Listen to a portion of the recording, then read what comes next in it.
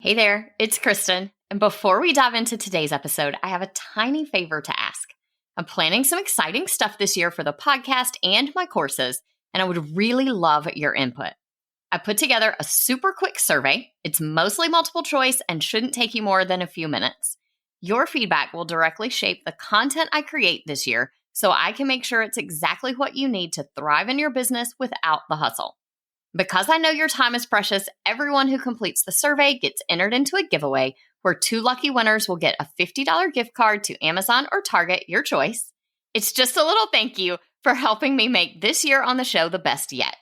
Head over to kristendoyle.co/survey, or you can find the link in the show notes. The giveaway ends on April 14th, so don't wait too long. Hey TPT sellers, ready to see growth in your business? You're in the right place. Welcome to the Savvy Teacher Seller. I'm Kristen Doyle, and I'm here to give you no fluff tools and strategies that will really make an impact on your sales. Let's get started, y'all. Hey, today I want to tell y'all about a little mishap I had with my MacBook that ended up being a major learning experience for me.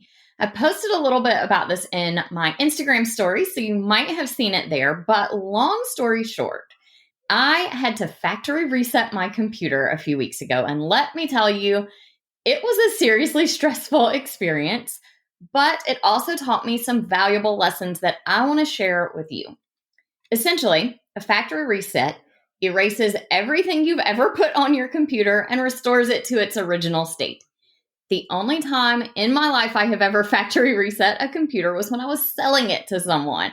And so I knew I wanted it completely clean. Now, I'm sure you're wondering why on earth I would want to do that with a computer that I am keeping. So here's the situation. I have had this MacBook for about 3 years now. And when I bought it, I transferred in another 6 years or so worth of data from my last MacBook. Apparently, I have learned I'm a little bit of a file hoarder because it was packed with unnecessary files and programs that were causing 4 main problems. First, my battery life had dropped to under 2 hours, so I really was hardly able to use my computer off of my desk. Rebooting it had gotten so slow, it was like watching paint dry trying to wait for this computer to turn on. I couldn't choose a font in Keynote or PowerPoint without it completely freezing up for several minutes at a time. But the biggest problem was I was no longer able to run a backup of my system at all anymore using Time Machine. Now, the geniuses at the Apple Genius Bar told me that unfortunately the only solution was a factory reset to clear out all the clutter and give my computer kind of a fresh start.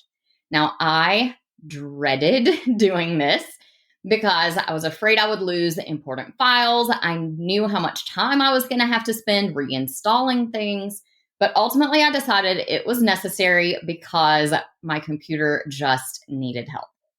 Fortunately, since the computer didn't actually crash and I was choosing this reset, I had time to take care of some important things before I reset it. I backed up all of my important files, and then I started the reset process. Now, I will tell you, at least on a Mac, it does require a lot of times for you to click buttons that say, yes, I really do want to factory reset my computer. That's a good thing because it keeps you from doing it accidentally. In my case, it kept me questioning if I really wanted to do this. But now that it's done, I am seeing so much improvement. Everything is running much faster. And to be honest, I kind of love that I now have this clean slate to work with and that all of that digital clutter that had been lying around my computer is gone. So here is what I learned from this experience and some things that I think will help you to be in a good position if you ever get into this situation, but also may help keep you out of the situation that I was in. So, number 1, take regular backups. This is probably one of the most important things when it comes to protecting your hard work.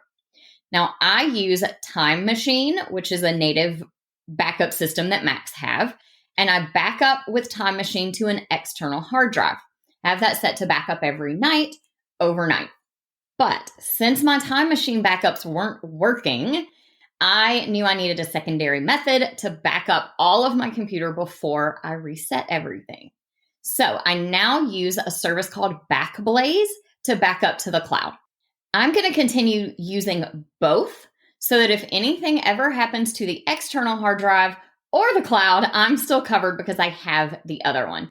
You just never know when a natural disaster might strike, or your dog decides to use your external hard drive as a chew toy, or, a cloud drive goes down. So it really is better to be safe than sorry and to have both methods of backups available to you. The next thing I learned is good for backing up your files, but it is also good for keeping your computer clean and running fast. Instead of storing tons and tons of files on your computer, store them in the cloud. Whether you use iCloud, Google Drive, Dropbox, any of those apps to store your files, you'll know that your files are stored in a safe place and they will not be taking up a ton of room on your actual computer. Now, all of the ones that I mentioned have a desktop app available, and you can use those to easily access your files. Essentially, what those desktop apps do is they create a folder on your computer so that you can access your files directly on your computer from anywhere, right in your Finder or your file manager, whatever you have, depending on your computer system. This way, if something happens to your computer, you don't lose your files. Now, most of us are probably using one or more of these services for some things anyway, so keeping more of your files on there really is a smart move. And it also makes it super easy to share files with a team as your business starts to grow. I know for my team, it's been really nice having files in Google Drive and just being able to give access to the Google Drive to new people who come in and are doing work for us. That way, I'm not having to create new folders and email things to people all the time. It's just always accessible. Now, my next tip is related, and it is to be careful how much you put on your computer. Most of us probably have dozens, if not hundreds, of unused fonts and clip art, not to mention probably some apps that you downloaded and aren't actually using either. And these can be a real drain on your system. So you want to keep it as clean and simple as you can. Be mindful of what you're adding to your computer and then regularly go in and remove things that you aren't using. I know it can be tempting to want to keep all the apps we've downloaded just in case we need them in the future. But if you haven't used something in several months, go ahead and delete it. You can always re-download that app later if you find a reason that you need it. Now, for teacher sellers like us, one of the biggest problem areas that you can solve easily might be the number of fonts that you have installed. Chances are you really don't need every single font from all 13 of those growing bundles that you purchased.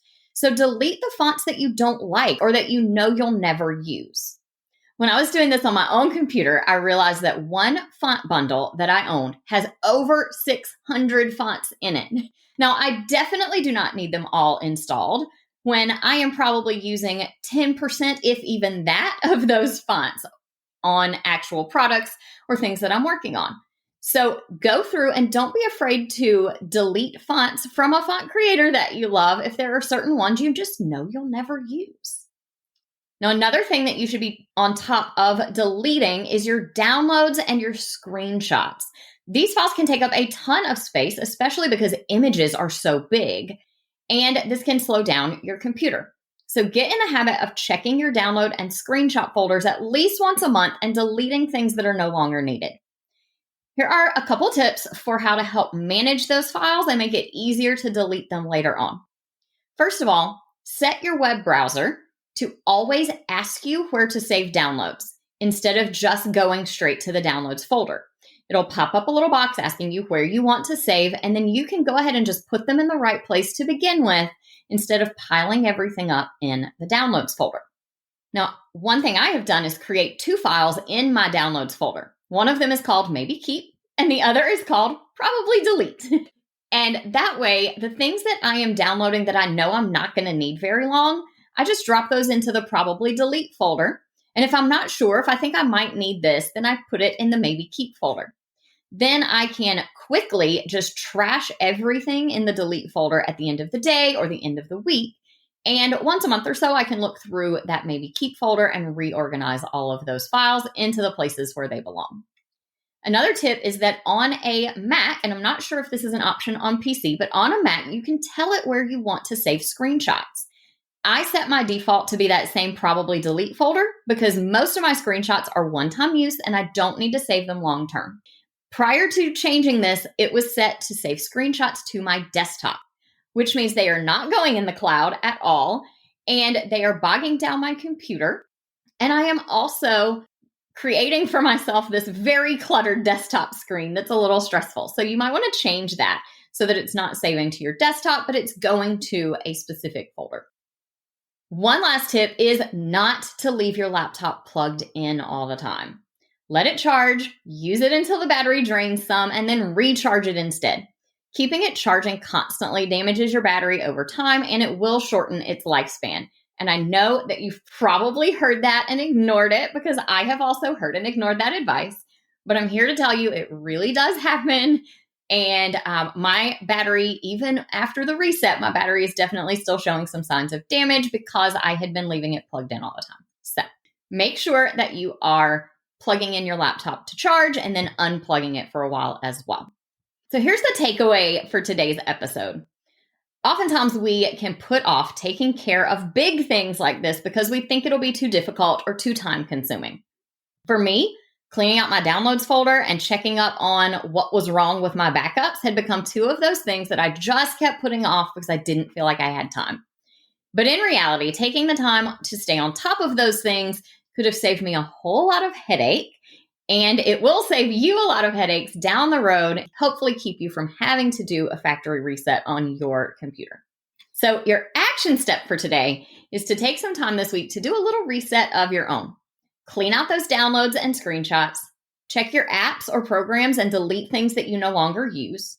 And if you don't already take regular backups, get that set up ASAP so that if something does happen to your computer, you will not lose all of your files.